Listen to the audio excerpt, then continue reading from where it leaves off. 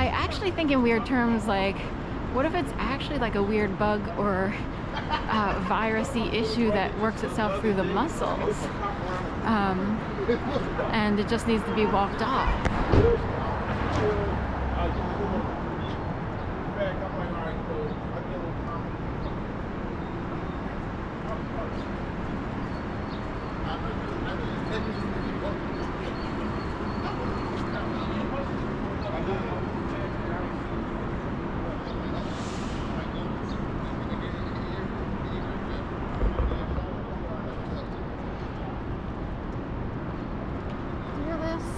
Shakira, a coyote on top of a diamond.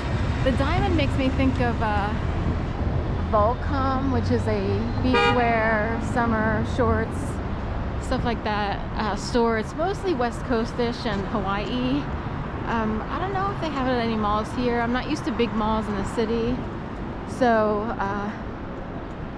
maybe the fashion district has one, but I kind of doubt it. I feel like they don't do a major thing here in Center City, Philadelphia, anyway.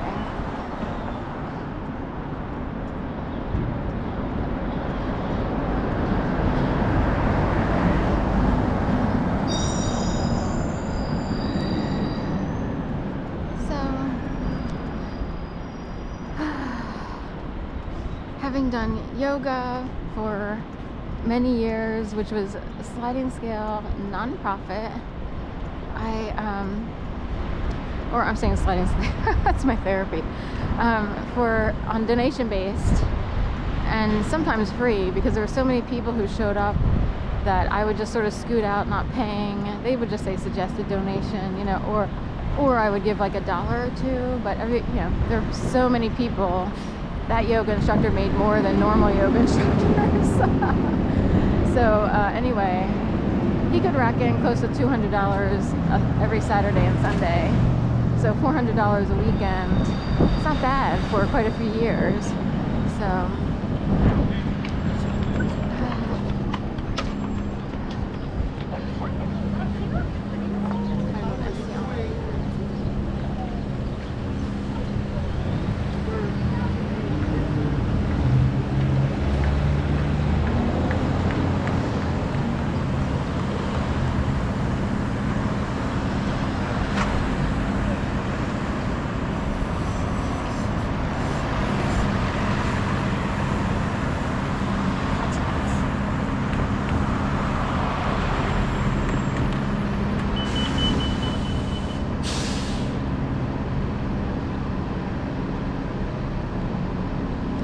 I have a camera for proof.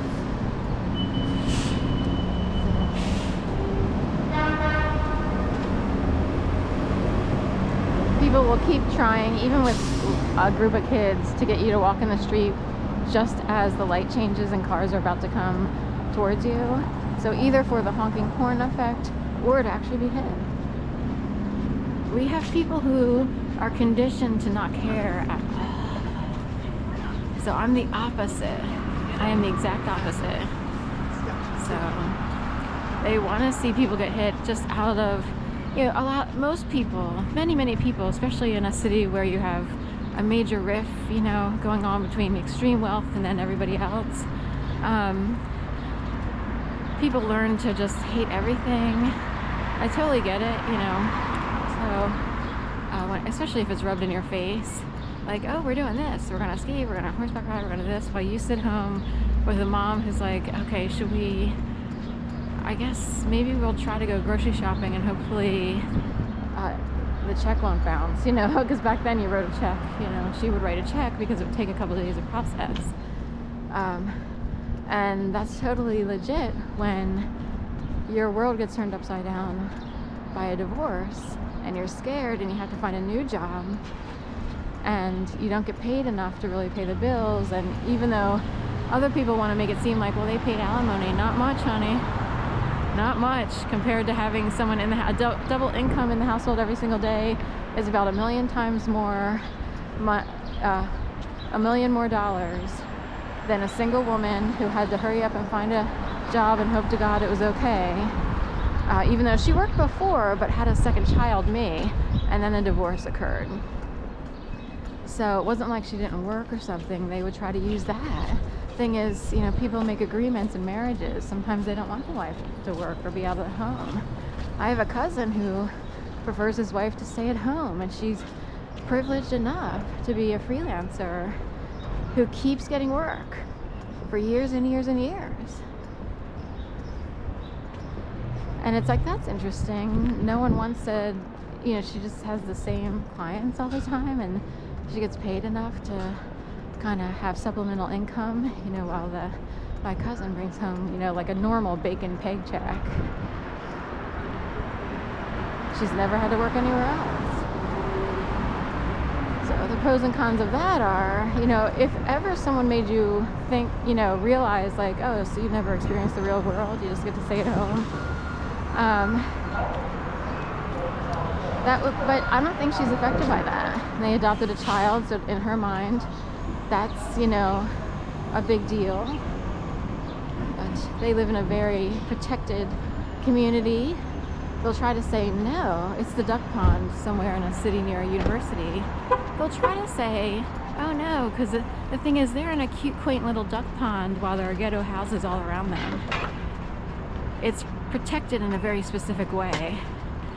And believe me, people get used and they don't know that they're used. And guess who it is? Ghetto. Without them, people wouldn't know certain things about the world. So we'll just leave it at that. And you're like, well, what? So it's hard to explain, but there are people up there who get a lot of information from people on the street, because those people don't really walk around the streets. I thought it was interesting because I worked for Shipt during the pandemic, and who knew this little town had so many addresses way out in farmland, boondocks. There are people who lived in that town for years and years and years, and they have no clue that these people exist. In the far reaches, on dirt road, they might know like, oh, there's a couple dirt roads, wonder where it leads, but they would never go down them because it seems private. Even by accident, just be like, oh, are we supposed to go down here?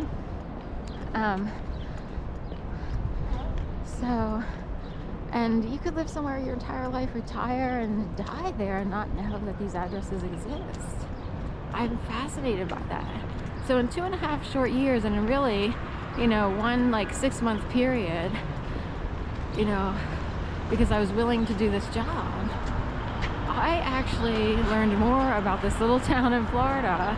Some people see it as a larger town because it has a university, but it's very small town, feel and vintage, very vintage. Everything's like a vintage gas station.